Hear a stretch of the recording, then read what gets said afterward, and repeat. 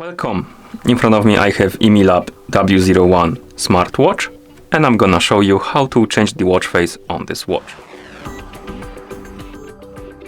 First, we need to wake up the screen on our watch, and you can do it by pressing the side button. After you wake up the screen, you can press and hold on the current watch face on the home screen to open the watch face menu. And once you open the watch face menu, you can scroll through the list of watch faces by swiping left and right on the screen. Find the watch face you would like to use on your watch, then tap on it to select it and apply it.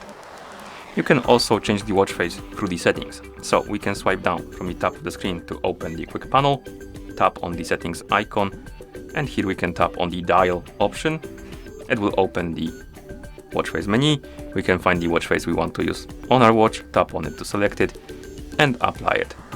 And that's how you change the watch face on this watch. Thank you for watching.